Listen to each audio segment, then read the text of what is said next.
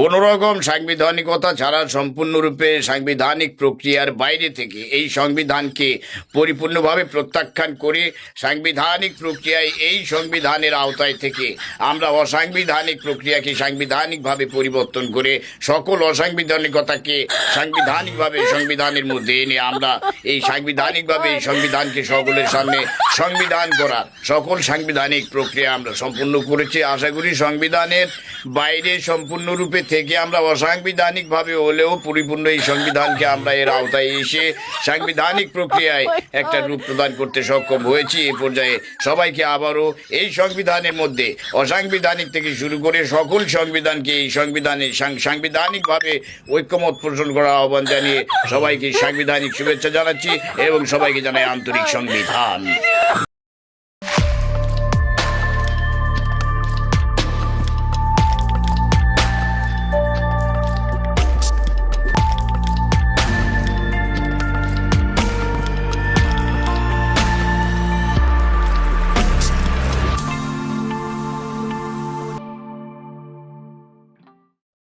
বাংলাদেশে সংবিধান প্রেমী একটা দল আছে না, জানেন তো?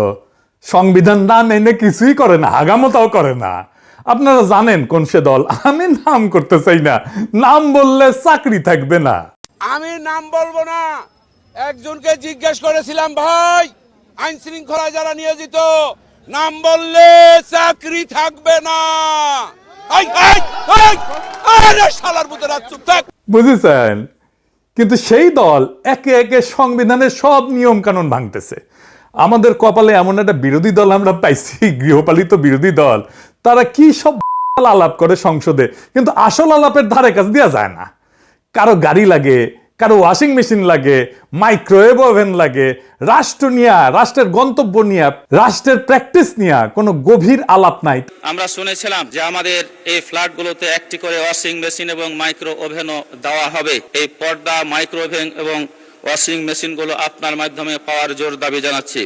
তাইলে কেমনে সরকারি দল সংবিধান লঙ্ঘন করতেছে? আসেন এটা বুঝে দেখি। একটা সহজ প্রশ্ন দিয়ে শুরু করি।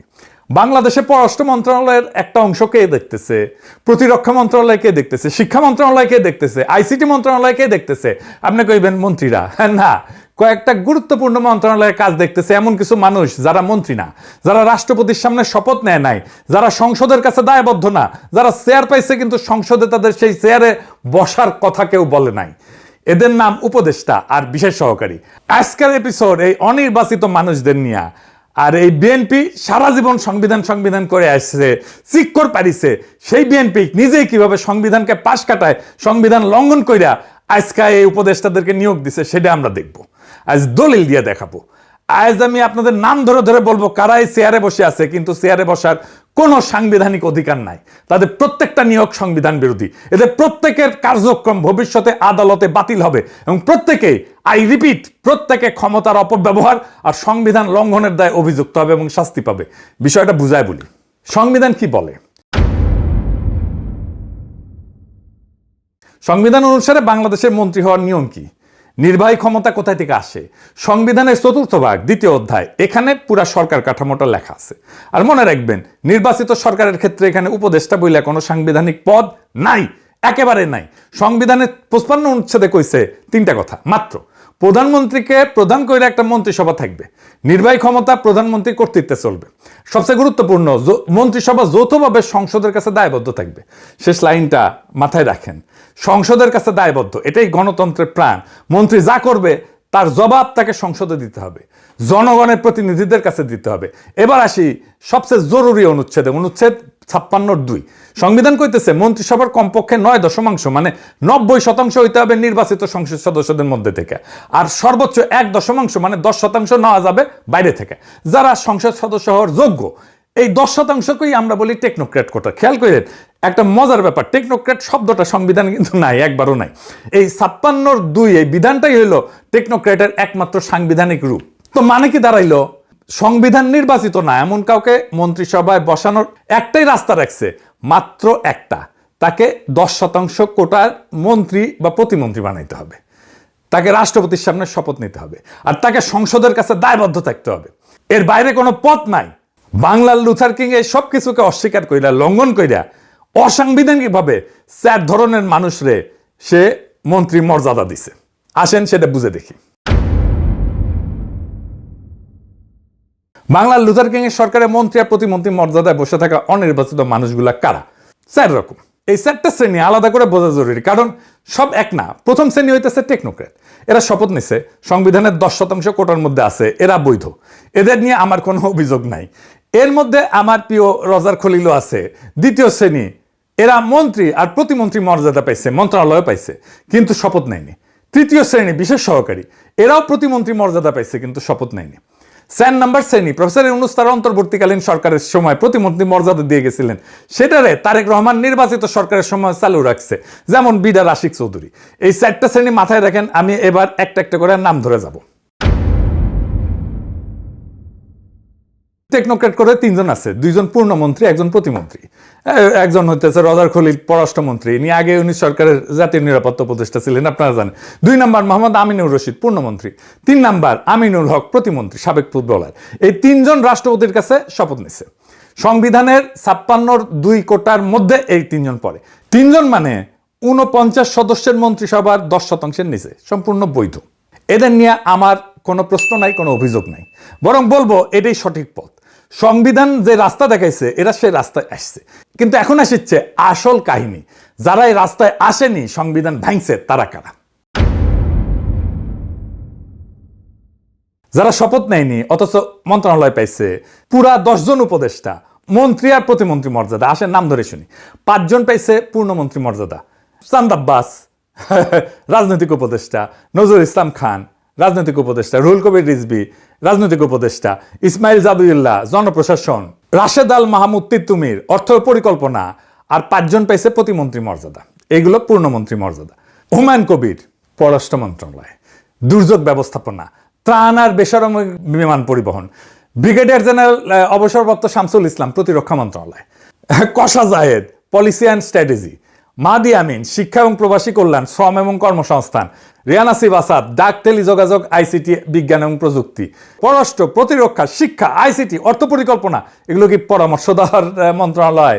এগুলো রাষ্ট্র মেরুদণ্ড, মূল নির্বাহী মন্ত্রণালয়। আর এই মন্ত্রণালয়গুলোর কাজ দেখতেছে এমন মানুষ যারা মন্ত্রী না, যারা শপথ নেয়নি। এবার তৃতীয় শ্রেণী, এর সঙ্গে যোগ হয়েছে প্রতিমন্ত্রী মর্যাদার সহকারী বিজনকান্তি সরকার, প্রতিমন্ত্রী মর্যাদা, হিন্দু বৌদ্ধ খ্রিস্টান সংখ্যালঘু বিষয়ক বিশেষ সহকারী। আবার সেই বিএনপি চেয়ারম্যান উপদেষ্টা। 2 নম্বর তানভীর গনি, প্রতিমন্ত্রী মর্যাদা, বিনিয়োগ এবং পুঁজিবাজার বিষয়ক। ওসিরিস গ্রুপ নামে একটা এশিয়ান বিনিয়োগ কোম্পানির চেয়ারম্যান সে। আশিক চৌধুরী, প্রতিমন্ত্রী মর্যাদা, বিডার বেজার নির্বাহী চেয়ারম্যান। এই আশিক চৌধুরী প্রতিমন্ত্রী মর্যাদা প্রথম দিছিল প্রফেসর ইউনূসের অন্তর্বর্তী সরকার 2025 সালের এপ্রিলে। বর্তমান সরকার তাকে ওই পদে বহাল রাখছে। সে একজন ব্যাংকার, আপনারা জানেন, একসময় সিঙ্গাপুরে এইচএসবিসিতে কাজ করত। মিলায় দেখেন, প্রতিমন্ত্রী মর্যাদার 3 জন বিশেষ সহকারী শপথহীন, আরো 2 জন বিশেষ সহকারী আছে যারা সচিব আর গ্রেড 2 মর্যাদা, মন্ত্রী মর্যাদা নেয়, তাই আমি হিসাবে ধরলাম না। এখন আসেন যোগ করি, ক্যালকুলেটর হাতে নেন। শপথ নেওয়া মন্ত্রিসভা 25 জন মন্ত্রী, 24 জন প্রতিমন্ত্রী, মোট 49 জন, তাই তো? এর সঙ্গে যোগ করেন 10 জন উপদেষ্টা, মন্ত্রী আর প্রতিমন্ত্রী মর্যাদা, 3 জন প্রতিমন্ত্রী মর্যাদার বিশেষ সহকারী। তাহলে মন্ত্রী প্রতিমন্ত্রী মর্যাদায় বসে থাকা মোট মানুষ 49 যোগ 10 যোগ 3 দাঁড়াইলো 62 জন।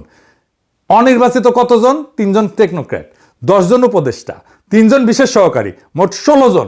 16 ভাগ 16 জন 62 জনের কত পার্সেন্ট? 26%। তারেক রহমানের সরকারের মন্ত্রী আর প্রতিমন্ত্রীর চেয়ারে বসে থাকা প্রত্যেক 4 জনের 1 জন অনির্বাচিত সংসদ সদস্য না। আর সংবিধান কি বলছিল? সর্বোচ্চ 10%। 10%-এর জায়গায় 26%। এর মধ্যে 3 জন অন্তত শপথ নিছে, বাকি 13 জন, 10 উপদেষ্টা আর 3 বিশেষ সহকারী শপথই নেয়নি। অথচ মন্ত্রণালয় চালাইতেছে, রাষ্ট্রীয় সিদ্ধান্ত বসতেছে। এই নিয়ম ভাঙা নিয়ে সরকার ছাপাই দিতে পারে, সেটা কয়ে রাখি। আগেই সে রাস্তাটা মাইরে রাখতে হবে। সেটা কি? রুলস অফ বিজনেসের ভেলকি দিতে পারে। আপনাকে সরকার বলবে এরা তো মন্ত্রী না, এরা উপদেষ্টা, তাই 10% কোটা এদের গোনা যাবে না। এই যুক্তিটা, এটা ভেলকি, এই যুক্তিটাই ফালতু। কেন? কারণ এই উপদেষ্টা নিয়োগের ভিত্তিটা কি? রুলস অফ বিজনেসের 96 রুল 3 রুলস অফ বিজনেস জিনিসটা কি মনে আছে? অনুচ্ছেদ 55(6) যেখানে বলা আছে রাষ্ট্রপতি সরকারি কার্যক্রম বন্টনের জন্য বিধি প্রণয়ন করবে, সেই বিধির নামই রুলস অফ বিজনেস। মানে এই রুল অফ বিজনেস জন্ম নিছে সংবিধানের একটা অনুচ্ছেদ থেকে। এই রুল অফ বিজনেস সংবিধানের সন্তান, সংবিধানের অধীন, আইনের ভাষায় সাবঅর্ডিনেট ল বা অধস্থ নাই। আর এই একটা সহজ নিয়ম আছে, সন্তান কখনো বাবার চেয়ে বড় হইতে পারে না। অধস্থ আইন কখনো মূল সংবিধানের সীমা ভাঙতে পারে না। সংবিধান বলছে অনির্বাচিত লোককে মন্ত্রিসভায় বসাইতে হইলে 10% কোটায় শপথ নিয়ে বসাইতে হবে। এখন আপনি রুলস অফ বিজনেস দিয়ে সেই সীমা পাশ কাটাইতেছেন, বলতেছেন এরা মন্ত্রী না উপদেষ্টা, অথচ এদের মন্ত্রী মর্যাদা দিতেছেন, মন্ত্রণালয় দিতেছেন। এটা আইনে একটা নাম আছে, বলে কালারেবল লেজিসলেশন। বাংলায় হচ্ছে রং মাখানো আইন, যেটা সরাসরি করা নিষেধ, সেটা ঘুরায় ফিরায় করা। তো রুল 3 কি বলছে? নিজে বলছে প্রধানমন্ত্রী উপদেষ্টাকে বিষয় বরাদ্দ করতে পারবেন তার পরামর্শ এবং সহায়তা নেওয়ার জন্য। খেয়াল রাখেন, পরামর্শ এবং সহায়তা। পরামর্শ রুলের নিজের ভাষা। তাহলে পররাষ্ট্র মন্ত্রণালয় চালানো কি, পররাষ্ট্র মন্ত্রণালয় চালানো কি পরামর্শ, প্রতিরক্ষা মন্ত্রণালয় চালানো কি সহায়তা? এরপরেও আছে শপথের প্রশ্ন, কি সেটা? সংবিধানের অনুচ্ছেদের 148 বলছে 3য় তফসিলে যাদের কথা আছে তাদের পদে বসার আগে শপথ নেবেন। 3য় তফসিলে স্পষ্ট লেখা আছে মন্ত্রী, প্রতিমন্ত্রী, উপমন্ত্রীকে শপথ নিতে হবে। মন্ত্রীর শপথে কি বলতে হয়? রাষ্ট্রপতির সামনে দাঁড়ায় বলতে হয় আমি সংবিধানের রক্ষণ, সমর্থন এবং নিরাপত্তা বিধান করব। মানে আমি সংবিধান রক্ষা করব, এই অঙ্গীকার করে কেবল রাষ্ট্রের চেয়ারে বসা যায়, তার বাইরে যায় না। এখন প্রশ্ন, এই 13 জনকে শপথ নিছে। 17 ফেব্রুয়ারি সুপ্পু শপথ পড়াইছে প্রধানমন্ত্রীকে, 25 জন মন্ত্রীকে, 24 জন প্রতিমন্ত্রীকে, ব্যাস। এই উপদেষ্টার বিশেষ সহকারীরা সেই তালিকায় ছিল না। এদের কেউ রাষ্ট্রপতির সামনে দাঁড়ায় সংবিধান রক্ষার শপথ নেয়নি। তাহলে কি দাঁড়াইলো? যিনি সংবিধান রক্ষার শপথ নেয়নি তিনি সংবিধানের নামে রাষ্ট্রের মন্ত্রণালয় চালাইতেছেন। যিনি শপথ নেননি তিনি রাষ্ট্রের গোপন তথ্য, নিরাপত্তা সংক্রান্ত দলিল, কূটনৈতিক গোপনীয়তা সবকিছু নাগাল পাইতেছে। কোন অধিকারে? মিলিটারি অফিসার শপথ নেন, মন্ত্রী শপথ নেন, কারণ শপথটাই বিশ্বাসের বন্ধন। শপথহীন একজন মানুষের হাতে রাষ্ট্রের গোপন তথ্য, এটা শুধু আইন ভাঙা না, এটা নিরাপত্তায় ফাটল, এটা সংবিধান বিরোধী কাজ, এটা রাষ্ট্র বিরোধী কাজ। আরো একটা গুরুতর সমস্যা আছে, কি সেটা? কল্পনা করেন একজন উপদেষ্টা একটা ভয়ঙ্কর ভুল সিদ্ধান্ত নিল। মানুষের তো ভুল হইতেই পারে, তাই না? ম্যান ইজ মর্টাল, মানুষ মাত্রই ভুল। তারপরে ধরেন ভুল করলো, দেশের ক্ষতি হইলো, তাকে এখন তার কাছে কে জবাব চাইবে? মন্ত্রী হইলে সংসদের দ্বারা জবাব দিতে হইতো, বিরোধী দল প্রশ্ন তুলতো। এটাই অনুচ্ছেদের 55(3) সংসদের কাছে দায়বদ্ধতা। কিন্তু উপদেষ্টা তো মন্ত্রিসভার সদস্যই না, শপথও নেয়নি। তাহলে সংসদ থেকে কিসের ভিত্তিতে ডাকবে, কিসের ভিত্তিতে জবাবদিহি করাবে? রাষ্ট্রের প্রশাসনের শৃঙ্খলটা কি? সচিব দায়বদ্ধ মন্ত্রীর কাছে, মন্ত্রী দায়বদ্ধ সংসদের কাছে, সংসদ দায়বদ্ধ জনগণের কাছে। উপদেষ্টা এই পুরা শৃঙ্খলের বাইরে, ক্ষমতা ভোগ করতেছে মন্ত্রীর, দায় নিতেছেন না, কিচ্ছু না। কি মজা, মজাই মজা। বাচ্চা পয়দা করবা, বাপ মায়ের দায়িত্ব নিবা না, ক্ষমতা আছে, জবাবদিহিতা নাই। সরকারকে একটা ফাইনাল প্রশ্ন করা উচিত ছিল সংসদে, এই উপদেষ্টার আসলে কি? দুইটার একটা উত্তর দিবেন। যদি বলেন এরা নিছক পরামর্শ দেয়, তাইলে পররাষ্ট্র, প্রতিরক্ষা, শিক্ষা মন্ত্রণালয় পূর্ণ দপ্তর এদের হাতে কেন? পরামর্শদাতাকে তো মন্ত্রণালয় বন্টন করা যায় না, পরামর্শদাতাকে কেন মন্ত্রণালয় বন্টন করে গেজেট করতে হইলো? আর যদি বলেন এটা কার্যত মন্ত্রী, তাইলে 56(2)-এর 10% কোটা কোথায়? শপথটা কোথায়? দেখেন, দুইটা উত্তরের কোনোটাই সরকার দিতে পারবে না। বেরোনোর কোনো দরজা নাই। কিন্তু নাসিরউদ্দিন হজ্জার 2 কেজি মাংস কিনে আনিছিল বাসাত। বউরে বলছে পাকাও, মাংস পাকাও ভালো করিয়া, মজা করিয়া যেন খাইতে পারে। বউ পাকায় চেকতে গেছে, একটু এতই ভালো হয়েছে রান্না যে চেকতে চেকতে পুরাটাই খায় ফেলিছে। এখন হজ্জা খাইতে এসছে, বউ মাংস দেয় না। তো হজ্জা জিগায় 2 কেজি মাংস কিনেছিলাম, ওইটা কই? বউ কয় বিড়ালে খাইছে। তো হজ্জা বিড়াল ধরিয়া এনে পাল্লাই তুলিছে, জামাতের পাল্লা আর কি, বুঝি চাও? এই যে এইটা দেখে বিড়ালের ওজন 2 কেজি। হ্যাঁ, হজ্জা কইতেছে এইটা যদি বিড়াল হয় তাহলে মাংসটা কই? আর এটা যদি মাংস হয় তাহলে বিড়ালটা কই?